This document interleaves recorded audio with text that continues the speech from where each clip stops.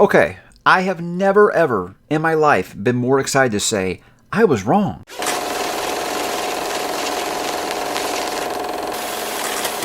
Hey, what's up, bookworms and Trekkies? We're back today to talk a little Star Trek on the channel for the very first time ever. I am super excited to do this, guys, because I am just on cloud freaking 9 right now. Just finished watching the season finale of Picard Season 3. Now, I got to open this up by saying, like I said, I was wrong. I'm going to explain why, guys. I haven't been watching modern Trek. I watched about a season and a half of Discovery. Actually, I should start this by saying, if you are enjoying modern Star Trek, absolutely awesome. I'm glad that you are. I'm not here to tell you that you're wrong for doing that. It just hasn't been exactly what someone from my age bracket has been enjoying. So I watched about a season and a half of Discovery, tapped out because I just realized it didn't feel like Star Trek to me. It felt like it was trying too hard to be Star Wars and MCU and things like that. To me, that's never been That's not Gene Roddenberry's Star Trek. So I kind of tapped out. I watched the first couple of episodes of Season 1 Picard, and I was like, that isn't what I was hoping for at all.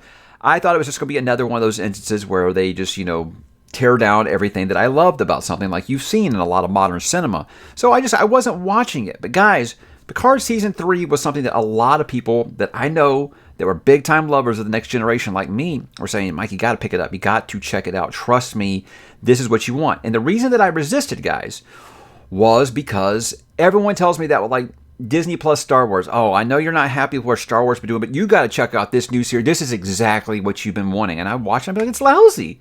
It's everything that I have said that I didn't like about what they're doing. So I resisted.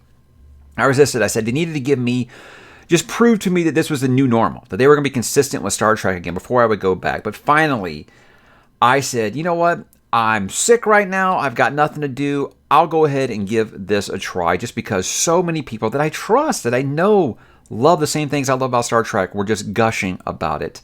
And I went ahead and picked it up, guys, and I could not be more happy that I did because, guys, simply put, this is the best Trek I've seen on TV since Deep Space Nine went off the air. Now, if you're one of those Voyager people, that's fine. I want to understand. I liked Voyager. I didn't love it. I did not love it. I liked, I never really connected with that main crew very much. I liked Seven. I loved Janeway. I thought she was great. Tuvok was really, really cool. But I never really clicked with that cast like I did with Deep Space Nine and Next Gen and the original series.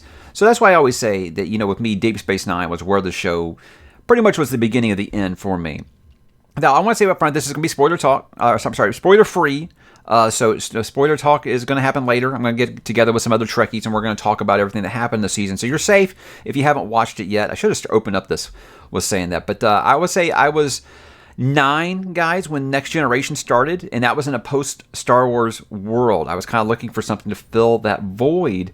And the real thing that always brings me back to Next Gen about why I loved it so much was at the time, me and my brother, 6 years apart in age, we did not get along. We did not talk at all. We pretty much just lived together in hatred, except one night a week for an hour when we watched Star Trek Next Generation. And we were like this. We watched it together. We talked about it for about an hour afterwards, and then we go back to not talking to each other for the rest of the week. But I think another reason is kind of because the Next Generation felt like mine. I'd watched some reruns of the original series with my dad because he was a big fan growing up, of course. And to me, this felt like my thing. This was my nostalgia trip here. This was aimed towards me. So I felt like the reunion of this felt like what Wrath of Khan was for my dad. Because look, when Star Trek the motion picture came out, it had been 10 years since Star Trek went off the air. And it wasn't what he wanted, really. I mean, I was too young. I was like 1 when that movie came out. But I do remember when Wrath of Khan came out, my dad was so excited because he felt like he had gotten the Trek that he had been waiting for his whole life. And the culmination of that through the voyage home. That felt like the proper send-off for that original crew. I never felt like Nemesis was the proper send-off for my crew. So this feels like it gave it that. And I'm just overwhelmed to say that, guys, this feels like Season 8. Of the show. Actually, almost more feels like a movie because it is one plot. It isn't episodic like a season of Star Trek would be. So it's like, it does very much feel like the 10-hour sequel to Nemesis, and it gives all of those resolutions that I had been waiting for. But I'm going to talk about now the actual show, of course. I just want to kind of set up there why this was so important to me. And I got to begin with guys saying this feels like Gene Roddenberry's Star Trek again. That's something I felt like had been lacking. Modern Trek had kind of fallen into that trap of trying to emulate the success of the MCU, just like Star Wars has, and also kind of trying to grab those Star Wars fans, I think. It really kind of made a placement of action over diplomacy, which is not what Star Trek is about. That's never been Star Trek's about. Now, there's always been the like Star Wars versus Star Trek fan. I always love both. I have always loved both to death. So I'm never going to be that person who's going to trash one over the other. I love them both, but I love that they were different. I love that Star Trek was very, very different.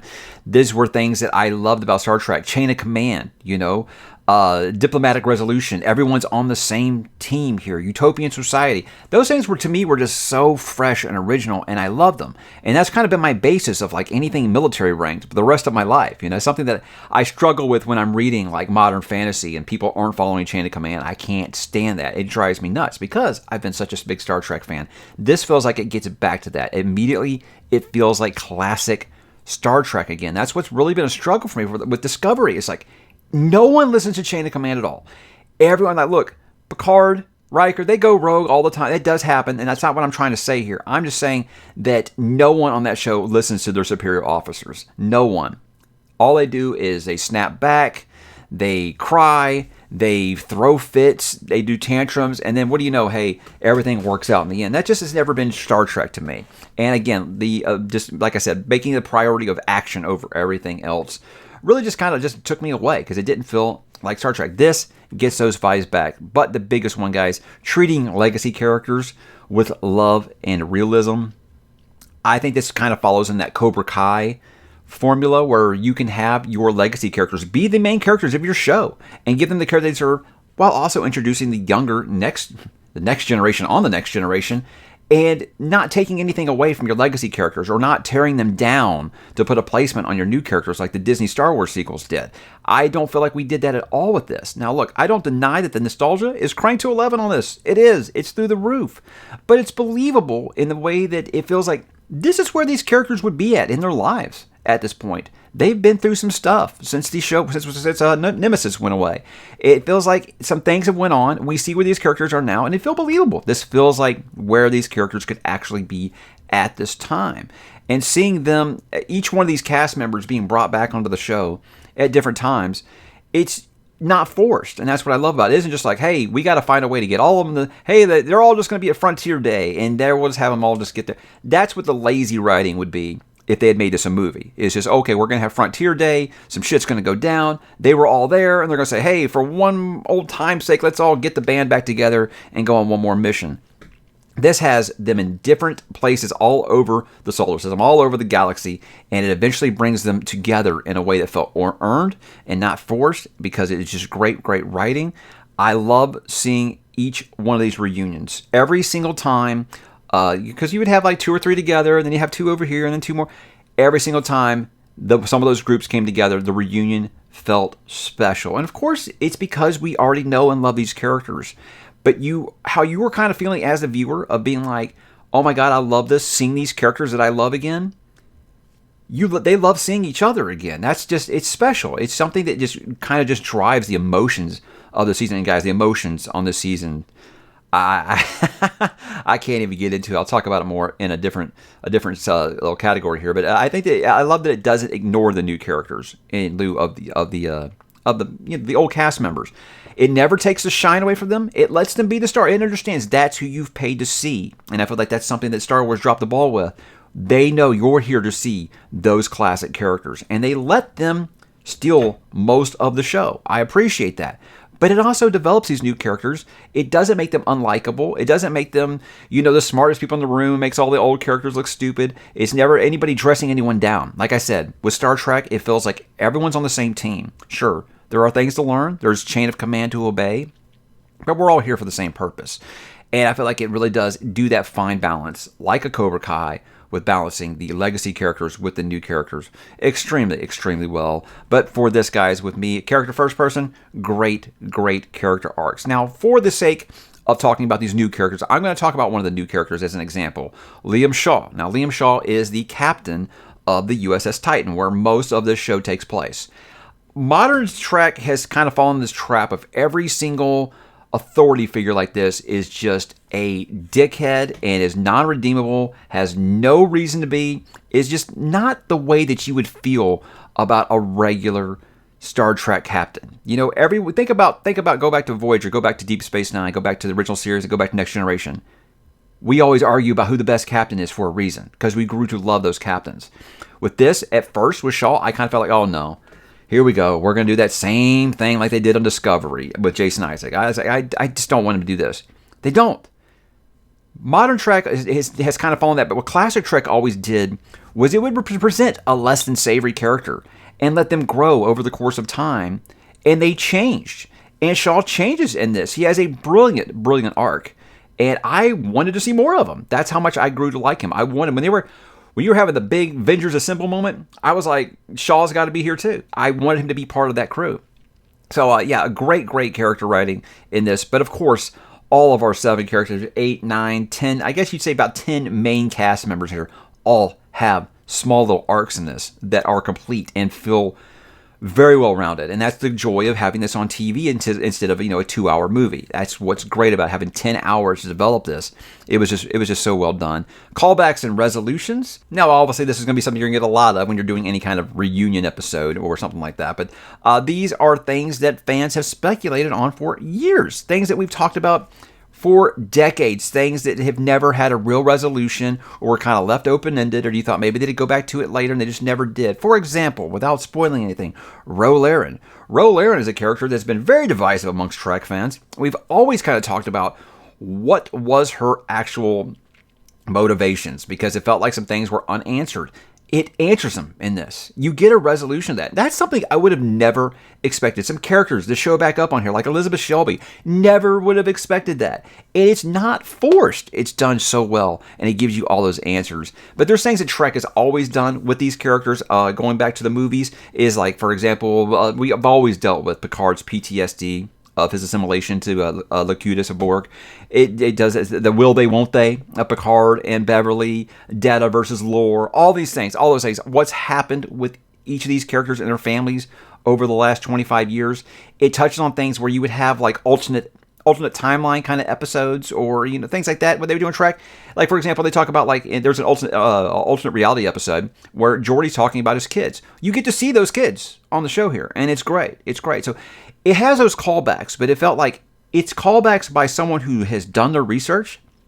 They've watched every episode of the original series, or Next Gen. When I say the original series, I mean of Next Gen, not the Star Trek, the original series. I hope that makes sense. So they've watched every episode of Next Gen, and they understand, okay, these are some things I feel like we could play off of without it feeling forced. Kind of like how Wrath of Khan went back to, a space seed and made a movie out of that. It feels like it really is filled out in that way. And it's so satisfying, guys. It's so incredibly, incredibly satisfying. Yes, let's talk about the nostalgia and the fan service, because I know that's been like the big critical complaint. But now, look, I got to give them credit. I thought for sure that critics were going to hate this because it is kind of fan servicey. Even they've admitted this is quite good. This is quite good. This is fan service done right. There will still be some who've been like, okay, that episode kind of got a little too fan servicey, where I'm like, give it to me more. Now, look, for me, there's a difference between member berries and giving the fans what they want. And this definitely gives the fans what they want. Every time one of our favorites re-enters a story, we're on the sofa clapping. We're enjoying this. Yes, that's my guy. That's my lady. I am so happy that they're back into the story now. And it always is just so well done. There's a moment, guys, at the end of episode 9. I'm not going to tell you what it is, but if you know, you know. It was something that I did not realize that I needed. It was that I felt like that ship had sailed. I felt like I was never going to see this again.